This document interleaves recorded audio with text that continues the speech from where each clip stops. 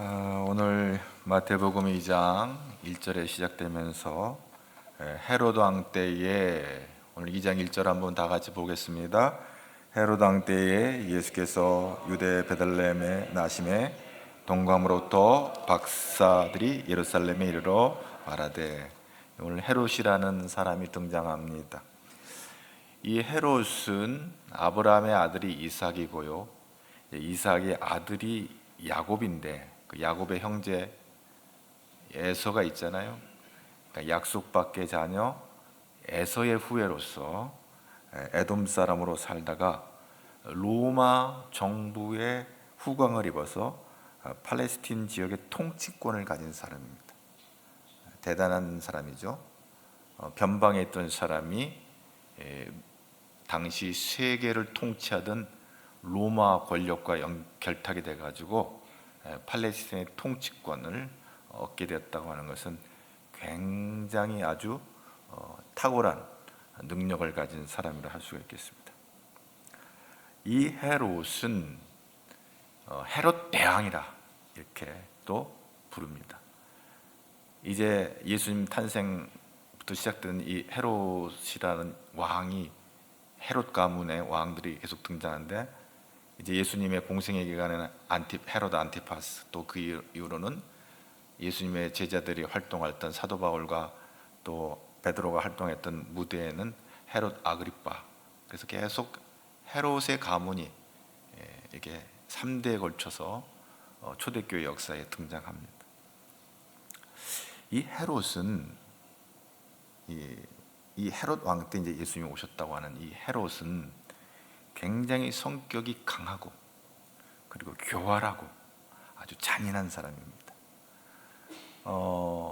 오늘 본문 마태복음 2장 안에서만 봐도 16절에 보면 베들레헴 주변의 어린아이들 살해하는 아주 무도한 이런 죄를 저지른 왕으로 또 이렇게 등장합니다. 그는 공식적으로 10명의 아내를 가지고 있었어요. 10명의 아내를 가지고 있었는데 첫 번째 아내는 이제 쫓아낸 이유가 정략적으로 팔레스틴 지역의 정통성을 확보하기 위해서 이스라엘의 이제 마지막 그 왕조가 마카비 왕조라고 했는데, 그 마카비 왕조의 공주 마리암네와 결혼하면서, 이 두 번째 아내가 이제 마리암네인데, 결혼하는 이 전략적 결혼이죠. 그러니까 이 에돔 족속으로 유대인들에게, 정통 유대인들에게 천대받은 족속이지만 이 유대의 혈통을 갖고 있는 이 마리암네라고 하는 그 공주와 결혼을 함으로써 이제 유대 팔레스틴 지역의 정통성을 확보하려는 아주 전략적인 그런 결혼을 합니다. 그래서 이제 거기에서 아들 둘을 낳는데, 이 헤롯은 얼마나 잔인하면 그 자기의 후계자로 세우는 두 아들도 죽입니다. 굉장해요. 남의 자식 죽이는 건 그건 아무것도 아닌 거예요. 오늘 마태복음 2장 16절에 베들레헴의 아기들을 다 2살 아래에 있는 아기들 다 죽인 이 참혹한 이 살인 사건하고 비교할 때도, 아니 자기 새끼도 죽이는데 뭐 남의 새끼는 어떠겠어요? 그리고 심지어는 그 자기가 정통성을 확보하기 위해서 결혼했던 그 마리암네라는 여성도 음모로, 나중에는 이제 후회를 하죠. 마리암네 아내를 죽이고 나서는 우울증을 앓게 됩니다. 왜냐? 잘못 오해를 해가지고 그 자기가 그 아내를 처형하게 되는 것입니다. 공중 암투에 의해서, 서로 속이고 속는 이 음모들에 의해서 이 가정이 아주 풍지박산 나는 것을 봅니다.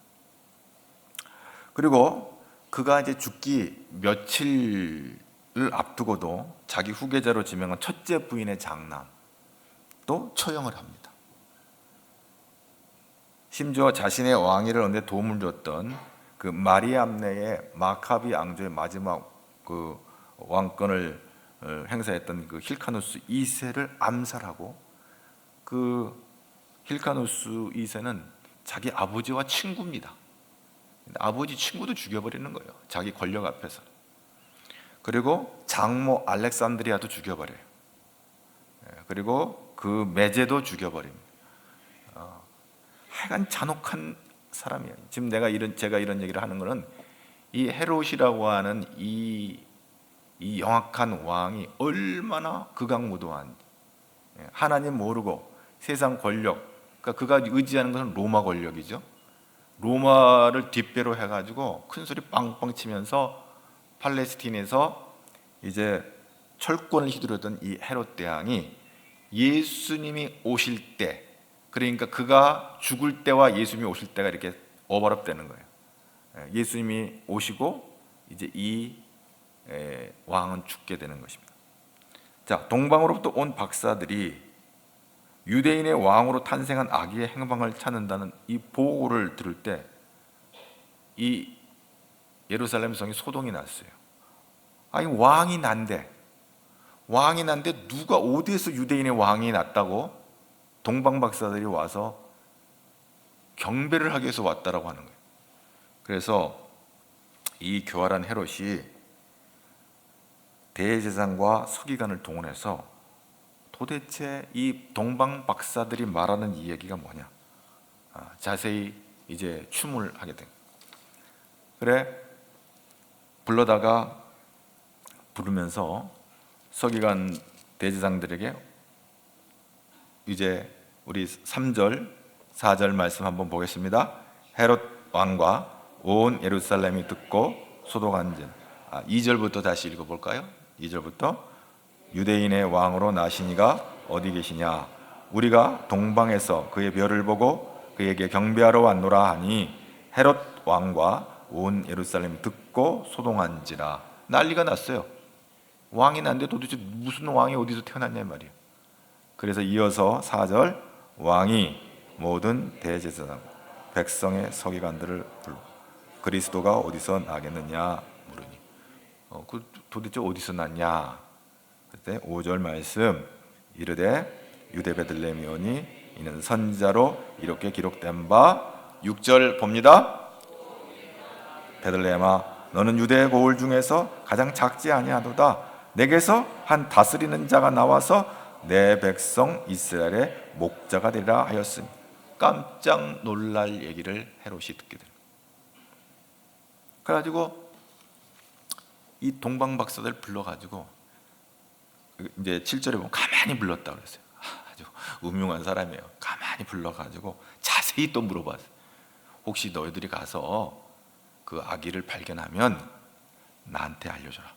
나도 가서 그에게 경배하겠다. 왕이 났으면 나도 가서 경배할 테니까 너희들 가서 찾게 된다면 나한테 알려달라고 그렇게 얘기를 합니다. 속에는 칼을 품고 경배를 가장합니다. 아기 예수를 살해하기 위해 교활한 방법으로 위장을 하는 것이죠. 그런데요, 박사들을 속일 수가 없었어요. 왜? 주의 사자가 개입합니다. 여기서 주의 사자는 천사가, 하나님께서 천사를 동원해서 마태복음 2장 12절 한번 볼까요? 그들은 꿈에 헤로데게로 돌아가지 지시하시면 다른 길로 고개. 이 박사들의 꿈에 헤롯에게 돌아가지 말라고 지시를 했대요. 주님은 속지 않습니다. 하나님은 우리의 생각까지 아시는 분이죠. 하나님은 진정으로 경배를 준비한 동방 박사들의 경배를 용납하셨지만 이 헤롯의 간악한 생각을 알고 계신 하나님은 헤롯을 밀쳐내버리는 걸 봅니다. 외면해버리시는 거예요. 그래서 이제 헤롯 자신이 이제 속은 줄을 알고 동방 박사들이 안 나타나는 거예요. 다 자기 고향으로 가버렸어요. 속은 줄을 알고 더 악한 계획을 꾸미는 거예요. 이렇게 하면 되겠지. 16절 한번 또 보겠습니다. 이에 헤롯이 박사들에게 속옷을 입고 심히 노하여 사람을 보내어 베들레헴과 그 모든 지경 안에 있는 싼의 아이를 박사들에게 자세히 알아본 그때를 기준하여 2살부터 이러면 이제 다 문제는 해결된다고 생각을 합니다. 아주 악한 사람. 그는 베들레헴과 그 모든 지경 안에 있는 싼의 아이들을 박사들에게 자세히 알아본 그때를 표준해서 2살부터 그 아래로 다 죽여버렸다. 헤롯은 자신의 왕권을 빼앗기고 싶지 않았습니다. 유대 땅에서 나만 왕이지 나 말고 누가 왕이야? 이렇게 자기를 과시하는 것이죠. 아이들을 죽여서라도 자기 것을 지키겠다는 이 탐욕을 부리고 있는 것입니다. 근데 그 헤롯이 죽었어요. 19절에 보면 헤롯이 죽은 후에 주의 사자가 애굽에서 요셉에게 현몽하여, 그러니까 헤롯이 죽었다고 하는 것은 뭐냐면 예수님이 나신 그 때에 얼마 있다 이제 헤롯이 죽게 되는 거예요. 이렇게 죽을 것인데 자기의 것을 손에 놓지 않으려고 살육의 피바람을 일으켰던 것입니다. 그러나 악은 스스로 파멸합니다. 예수님이 탄생할 때 헤롯 대왕은 죽은 거예요. 예수님이 왕으로 오시면서 유대의 왕으로 자처했던 헤롯이 죽고 예수님이 오시는 것이죠. 그가 중병에 걸려 죽었습니다. 그냥 자연사하지 않았어요. 그 기록에 의하면 내장에 궤양이 생긴 데다 밤마다 극심한 통증으로 잠을 못 이루는 불면증으로 시달렸어요. 그리고 발에는 수종이 생겼고 사타구니는 골마 터져 벌레가 생기고, 그리고 헤롯은 앉아 있어도 숨쉬기가 힘들 정도로 온몸이 경련이 일어난 통증으로 그렇게 고생을 했어요. 그래서 헤롯의 비참한 말로를 보고 유대 백성들이 이구동성으로 헤롯의 포악함과 이 불경건한 행동에 대한 하나님의 심판이다, 그렇게 못되게 살더니 팔레스틴에서 자기가 왕위를 지킨 것까지는 입신양명했지만 자기 모든 가정의 자녀들이고 다 막 하여간 자기 감정에 따라서 다 죽여버리고 그렇게 아주 폭압 정치를 하던 이 헤롯이 하나님의 심판을 받았다, 사람들에게 그렇게 소문이 난 거예요. 자, 헤롯의 핍박을 피해 아기 예수를 안고 애국으로 피신 갔던 요셉의 일행은 헤롯의 죽음의 소식을 듣게 된 거죠. 자, 19절부터 20절, 21절까지 한번 봅니다. 헤롯이 죽은 후에 주의 사자가 애굽에서 요셉에게 현몽하여 이르되 일어나 아기와 그의 어머니를 데리고 이스라엘 땅으로 가라. 아기의 목숨을 찾던 자들이 죽었느니라 하시니 요셉이 일어나 아기와 그의 어머니를 데리고 이스라엘 땅으로 들어가니라. 예수를 핍박했던 헤롯은 죽고 예수님은 살 길이 열려지는 것을 봅니다. 당시 전 세계를 통치하던 로마 황제에 지원하여 유대인의 왕으로 자처했던 헤롯 대왕은 비참한 최후를 맞이하고 역사가 이제 희비의 쌍곡선이 이제 그어지는 거죠. 유대인의 왕으로 예수님이 이제 이 땅에 오시는 그런 결과가 되었습니다. 동방 박사들이 그 이상한 별의 이동을 따라 유대 땅 예루살렘에 도착해서 유대인의 왕으로 나신 이가 어디 계시냐 이렇게 수소문을 한 거잖아요. 유대인의 왕. 사실 예수님께서 운명하실 때도 십자가의 그 팻말에 유대인의 왕으로 이렇게 조소, 어떻게 보면 이제 조롱하는 거죠. 가시면류관을 쓰고 씌우고 채찍을 하고 팻말은 자기가 왕이란다 하면서 유대인의 왕 이렇게 하면서 아주 조롱하는 듯한 그런 팻말을 십자가에도 달아놨어요. 그러니까 예수님의 별칭은 유대인의 왕이에요. 그래, 모세의 율법에 능통한 지식을 갖고 있던 이 대제사장과 서기관, 이 율법학자들에 의해서 그 땅이 미가서 5장 2절에 예언된 말씀이 바로 예수님이 이 땅에 오심이 성취된 것이죠.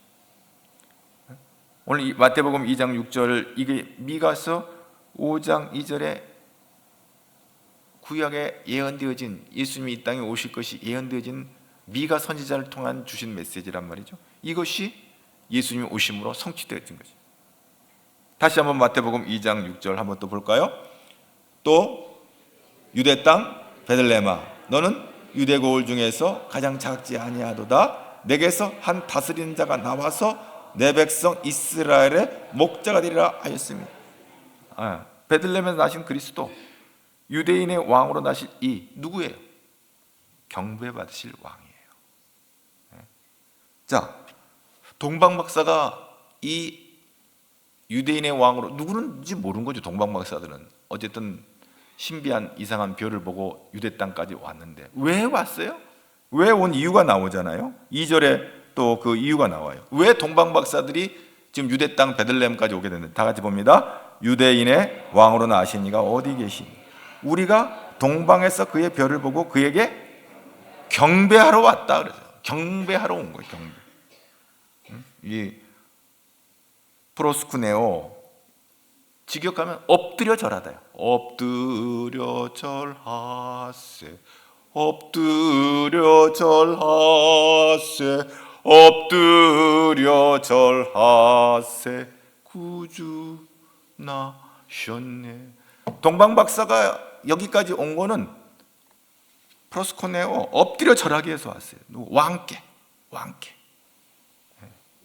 여러분, 우리도 모든 것을 내려놓고 예수님 앞에 엎드려 절해야 될 줄로 믿습니다. 그런데 오늘 이 동방박사의 경배에는 굉장한 의미가 있어요. 먼저 첫 번째, 먼 길을 찾아온 수고로운 경배였어요. 수고로. 요즘 이제 비대면 예매라 몸은 안 나오고 그냥 영상으로 이렇게 예배 드린 분들도 있어요. 참 귀한 일이죠. 예배도 안 드린 분에 비하면. 그런데 몸은 안 나오고 물질이나 보내서 하나님을 기쁘시게 할 수는 없고요. 어떤 이는 교회는 안 나오면서 나는 마음으로 예수를 믿어. 또 이런 분도 덜어 있어요. 교회 출석은 안 하면서 자기 딴에는 예수를 잘 믿는다고 말하는 사람들이 있다는 거죠. 자기 몸이 예배당에 안 나오고 예배 안 드리면서 예수를 믿는다? 쉬운 얘기가 아닙니다. 여러분, 수고로운 경배가 있기를 바랍니다. 오늘 날씨가 매우 추웠어요. 이른 아침부터 교회 나오는 게 좀 걱정스러우신 건 연세 드신 분들은 야, 오늘 날씨도 춥고 그런데 야, 이거 쉽지 않다 이래 생각할 수 있어요. 그런데 감사하게도 그럼에도 불구하고 여러분이 하나님의 성전을 향해 나와서 예배 드리는 것은 하나님의 은혜인 줄로 믿습니다. 수고로운 경배가 우리 안에 있는 거예요. 수고로운 경배. 사실 뭐 요즘은 영상을 터치하는 것도 수고는 수고죠. 그것도 그런 수고 없으면 뭐 영상 예배도 못 드리니까 수고로운 경배였어요. 먼 길, 팔레스틴까지 동방에서 먼 여행길을 와서 아기 예수께 경배하는 이 수고로운 몇 달이었을 거예요. 수많은 시간들이 아마 이 별 따라 오는 그 많은 시간들의 수고가 있었어요. 제가 늘 얘기하는 것은 우리 여기 성도들 가운데 과거 저 지방이나 시골에서 신앙생활 할 때 자기 교회가 이렇게 멀리 떨어져 뭐 십리 밖에 떨어지면 그 먼 길을 새벽 기도를 다니기 위해서 이렇게 그 어두운 밤길, 어두운 새벽길을 다니면서 이렇게 신앙생활 했던 분들을 생각해 보면 이런 수고로운 경배가 있는 거예요. 동방박사에게는 그런 수고로운 경배가 있었다고 합니다. 두 번째는 이 동방박사의 경배는 겸손히 엎드려 경배했어요. 단순한 존경만 표시한 것이 아니에요. 오늘날 교회에 나오는 사람들 중에 혹 예수님을 훌륭한 도덕적인 선생님으로 생각해서 인생의 어떤 처세나 인격적 가르침을 사모하고 나오는 사람들도 들어있기는 있는데, 우리가 하나님 앞에 나올 때 신령과 진정으로 예배하는데 내가 하나님 없이는 살 수 없습니다. 예수 없이는 살 수 없습니다. 예수만이 나의 주가 되십니다 라고 엎드려 절하는 그런 경배자가 있어야 되는데, 오늘 이 동방박사들은 겸손하게 엎드려서 아기 예수께 경배하는 것을 보게 되십니다. 그리고 세 번째, 이 동방박사의 경배는 빈손 들고 오지 않았습니다. 값진 예물을 드렸습니다. 여러분, 저와 여러분도 오늘 또 하나님 앞에 나올 때 비록 작든 크든 상관없이 우리의 마음을 담은 예물을 주님 앞에 이렇게 올려드리는데, 동방박사들은 황금과 유황과 몰약이라는 이 귀한 예물을 가지고 그 먼 길을 와서 아기 예수를 경배하는 것을 보게 되어집니다. 황금은 일반적으로 이제 왕이신 예수님, 그리고 유황은 제사장이신 예수님, 그리고 몰약은 선지자이신 예수님을 의미한다. 이렇게 성경적으로 이제 오랫동안 신앙생활을 하는 분들은 그렇게 황금과 유황과 몰약이 예수님이 이 땅에 오셔서 하실 일에 대한 어떤 그 직분의 의미를 담고 있다. 이런 설교를 듣기도 했을 것입니다. 맞습니다. 어쨌든 예수님은 오늘 우리의 왕으로 오셨어요. 할렐루야. 그러면 동방박사가 경배하는 것처럼 오늘 아기예수로 이 땅에 성탄의 아침에 아기예수로 오시지만 그분은 우리를 구원하시기 위해서, 또 죄를 심판하시고, 또 우리를 십자가에서 우리 죄를 다 멸하시고 우리를 구원하셔 영원한 하나님 나라로 우리를 이끄시는 귀한 우리의 주가 되신, 우리의 왕이 되신 그런 분인 것이죠. 예수님은 진리의 왕이십니다. 요한복음 18장 37절에 그런 말씀입니다. 빌라도와 이런 대화를 나눕니다. 빌라도와 함께 대하는 대화, 예수님께서 당신을 말해주는데요, 뭐라고 빌라도와 대화를 하는지. 빌라도가 이르되 그러면 내가 왕이 아니냐? 예수께서 대답하시되 내 말과 같이 내가 왕이니라. 내가 이를 위하여 태어났으며 이를 위하여 세상에 왔나니 곧 진리에 대하여 증언하려 함이로다.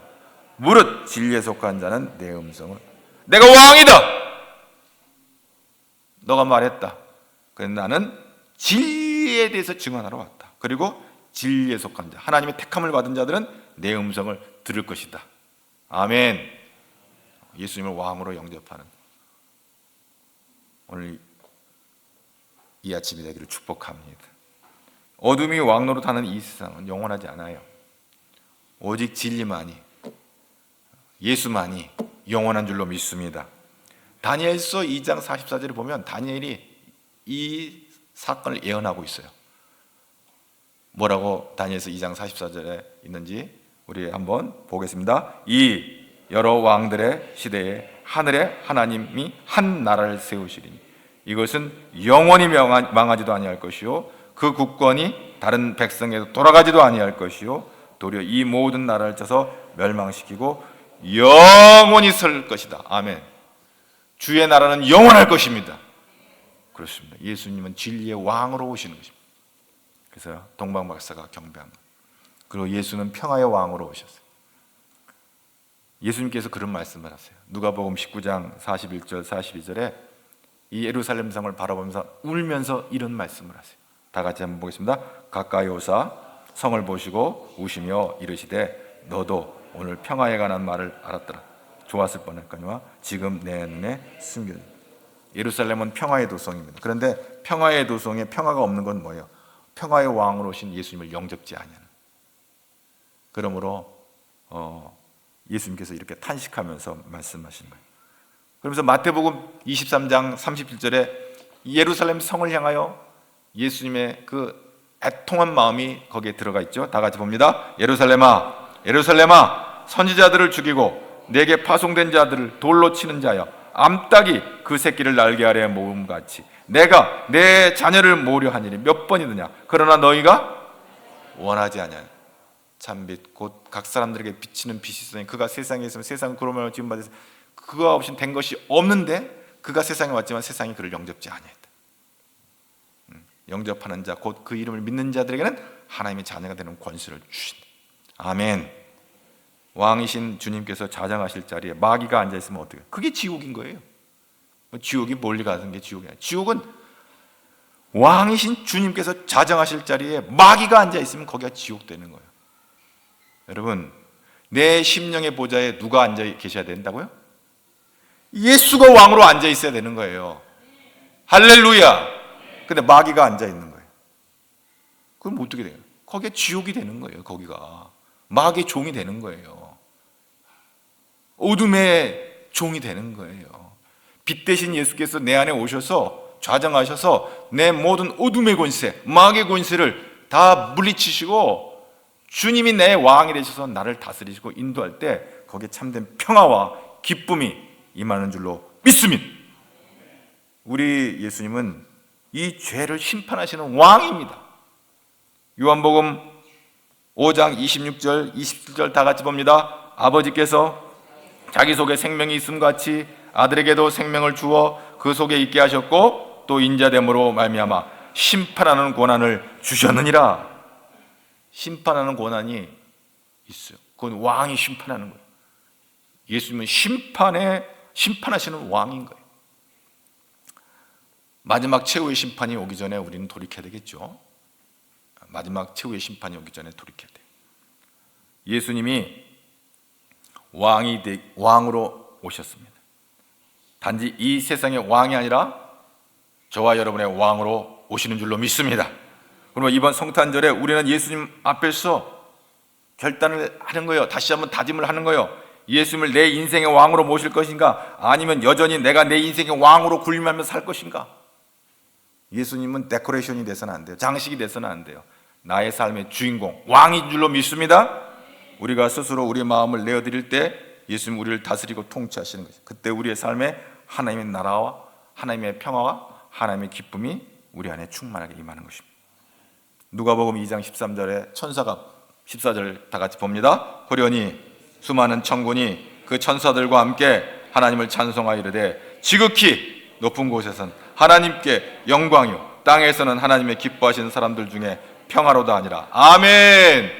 여러분 안에, 저와 여러분 안에 하나님의 주시는 이 샬롬, 이 에이레네가, 평화가 충만하게 임하기를 축복합니다. 이 성탄절에 세상이 어떨지라도, 환경과 우리 상황이 어떨지라도, 이 세상의 모든 인생의 사리가 어떠할지라도 우리 주신 평화로 넉넉히 이기는 자가 되기를 주의 이름으로 축복합니다. 그렇습니다. 누가복음 2장 10절 계속 봅니다. 천사가 이르되 무서워하지 말라. 보라, 내가 온 백성에 미칠 큰 기쁨의 좋은 소식을 너희에게 전하노라. 아멘. 무서워하지 않아. 오늘 이 세상, 오늘 주님을 왕으로 모실 때 우리는 무서워할 것이 없어요. 그것이 왜 기쁨의 좋은 소식이에요? 우리에게 유익이 있기 때문에. 우리가 이 땅에서뿐만 아니라 영원한 하나님 나라의 소망이 있기 때문에 우리에게 그것은 복음이 되는 거예요. 기쁜 소식이 되는 거예요. 여러분 인생에 크고 작은 걱정 근심이 있습니다. 뭐 그거 걱정한다고 내가 해결할 수 있는 것도 있지만 해결 못하는 것도 있어요. 심지어는 내가 언제 죽는 것도 두려운 사람이 있을 수 있어요. 그러나 뭐라고 오늘 천사가 우리에게 말해요? 무서워하지 말라. 여러분 세상에 어떤 일을 만나도 두려워하지 않기를 바랍니다. 하나님이 여러분과 함께하는 줄로 믿습니다.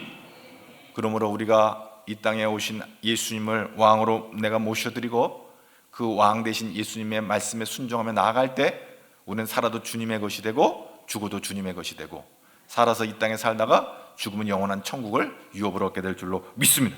이 확신이 있기를 바랍니다. 예. 다윗의 동네에서 너희를 위해 구주가 나셨다. 우리 주가 나셨다. 다윗이 누구예요? 이스라엘 왕이잖아요. 그의 고향이 역시 베들레헴이었고요. 이스라엘의 왕이었고 다윗의 별은 이스라엘의 상징이기도 해요. 그런데 이 다윗은 예수님의 예표이기도 합니다. 천사가 전해준 이 큰 기쁨의 소식은 그들을 다스린 주가 오셨다고 하는 얘기인데, 예수의 탄생은 바로 죄 가운데 사로잡혔던 죄의 종로로 하다는, 죄에 물려서 죽음의 권세 아래 덜덜 떨고 있던 우리들을 주가 오셔서 우리를 자유케 하시고 우리를 영원한 하나님 나라에 대한 소망을 갖고 살아갈수록 우리를 인도해 주시는 그 놀라운 것입니다. 그래서 사도 바울은 이 점을 지적하면서 예수님의 사역에 대해서 놀라운 말씀을 로마서 5장 17절에 이렇게 말합니다. 한 사람의 범죄로 말미암아 사망이 그 한 사람을 통하여 왕노릇 하였은즉 더욱 은혜와 의와 선물로 넘치게 받은 자들은 한 분 예수 그리스도를 통하여 생명에서 왕노릇하리라. 아멘. 사망이 그 한 사람을 통해서 죽음이 우리를 다스리고 지배를 하니까 온갖 두려움 가운데 어찌할 바를 모르고 덜덜덜덜 떨고 있던 우리가 예수 그리스도로 말미암아 생명 안에서 왕노릇한다는 건 뭐예요? 우리가 우리의 삶을 사망과 죄 가운데서 매여 살던 우리가 이제는 죄를 밟고 사는 거예요. 할렐루야. 다스리고 사는 거예요. 할렐루야. 여러분, 저와 여러분이 예수님이 내 안에 오시면 빛이 어둠에 빛이 돼 어둠이 물러가듯이 예수님이 내 안에 오시면 우리는 죄를 밟고 사는 그런 능력의 삶을 살게 되는 줄로 믿습니다. 오늘 히브리서 9장 11절 12절 다 같이 봅니다. 그리스도께서는 장래 좋은 일의 대제사장으로 오사 손으로 짓지 아니한 것 곧 이 창조에 속하지 아니한 더 크고 온전한 장막으로 말미암아 염소와 송아지 피로 하지 아니하고 오직 자기의 피로 영원한 속죄를 이루사 단번에 성소에 들어가셨느니라. 예수께서 오신 것은 사탄의 종되었던 죄인들을 구하시기 위해서 오신 것입니다. 예수께서 친히 십자가에서 죽으시고 부활하셔서 사망을 무기로 인간을 사로잡은 사단과 영적 전투에서 승리하게 된 것입니다.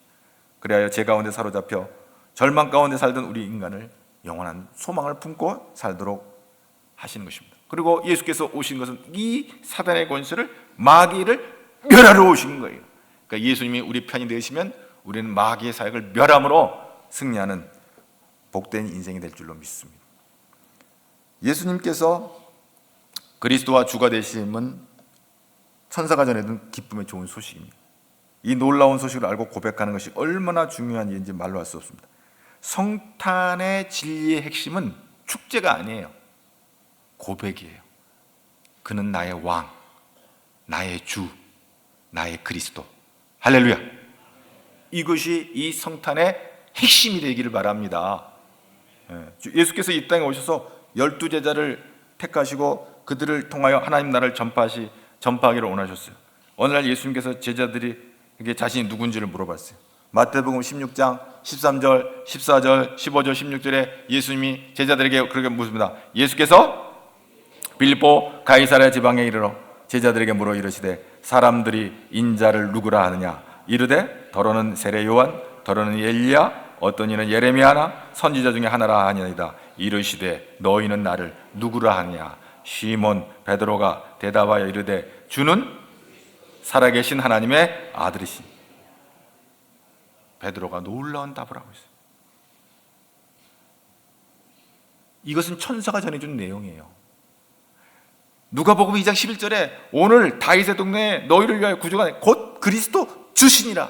베드로가 고백한 이 고백은 천사가 가르쳐 준 거예요. 할렐루야. 주는 그리스도의 살아계신 하나님의 아들입니다. 얼마나 정확한 답을 하고 있는지. 그때 예수님이 너무 마음이 흡족해가지고 마태복음 16장 17절에 예수께 대답하시되 바요나 시몬아, 내가 복이 있는 사람이다. 이를 내게 알게 한 이는 혈육이 아니요 하늘에 계신 내 아버지다. 할렐루야. 예수님께서 베드로를 칭찬하시고 이제 베드로를 통해서 하나님의 교회를 세워갈 것을 약속하고 있는 것입니다. 오늘 성탄 하루 앞둔 2부입니다. 예수께서 하나님의 아들로 이 땅에 오셨습니다. 그리고 나의 주, 나의 왕, 나의 그리스도가 되셨습니다. 이 고백 위에 주의 몸된 교회가 세워지고 지금 2000년 동안 이 하나님의 구원의 역사가 이루어진 줄로 믿습니다. 여러분, 그 헤롯 왕이 유대인들의 환심을 사기 위해서 리모델링했던 그 헤롯 성전은 예수님께서 그 성전에 나오시면서 그렇게 돌 하나 돌 위에 남기지 않고 다 무너뜨리라 한 것처럼 AD 70년에 다 무너져 내렸어요. 근데 예수님이 부활을 승천하시고 성령이 내게 임하시면 너희가 권능을 받고 예루살렘과 온 유다 사마리아 땅끝 큰 증인 될 걸 말씀하고 성령이 임하기 전까지는 너희 움직이지 말라 할 때 마가다락방에서 그들이 간절히 기도할 때 성령이 임재하시면 교회가 탄생했어요. 예루살렘의 성전은 무너졌지만 예수께서 오셔서 성령을 약속하시고 마가다락방에만 성령의 강권적인 역사가 예루살렘과 유대와 사마리아 땅끝 오늘 우리에게까지 임하셔서 이런 가디엘 중앙교회 아름다운 믿음의 공동체까지 하나님께서 세워주신 줄로 믿습니다. 그렇습니다. 철권을 행사했던 헤롯 대왕의 정권, 그 왕은 죽어서 예수께서 오셔서 새로운 교회를 탄생하게 하심으로 오늘 하나님의 놀라운 역사를 이루신 것입니다. 그래서 예수가 우리의 왕이시고 그분이 우리의 주가 되시고 우리의 그리스도가 되신 줄로 믿습니다. 아멘. 오늘 이 성탄절 아침에 이 복된 절기에 이 땅에 육신의 몸을 입으시고 오신 아기 예수를 기뻐하며 우리 경배할 때 나의 주, 나의 왕, 나의 하나님으로 영접하고 축하하고 하나님께 영광 돌리는 저와 여러분 되기를 주의 이름으로 축복합니다. 나의 왕이라는 말은 뭐예요? 나를 다스리시는 분이고 나의 주라는 말은 뭐예요? 모든 열쇠가 그분이 갖고 있는 거예요. 우리의 인생의 모든 열쇠는 그가 갖고 있어요. 그래서 우리는 이렇게 말해요. 그분은 나의 키입니다. 길입니다. 진리입니다. 생명입니다. 아멘. 나의 길입니다. 나의 진리입니다. 나의 생명입니다. 이렇게 고백을 하면서 성탄을 기뻐하는 아기 예수의 탄생을 기뻐하고 즐거워하는. 왜 좋아요? 왜 기뻐해요?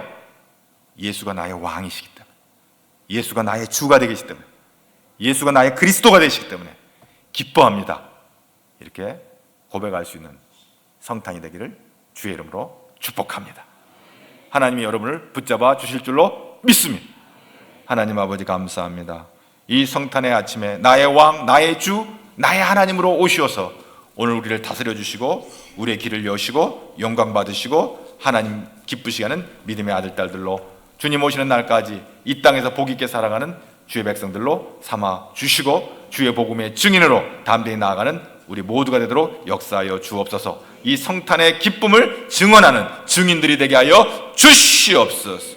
예수님 이름으로 기도합니다.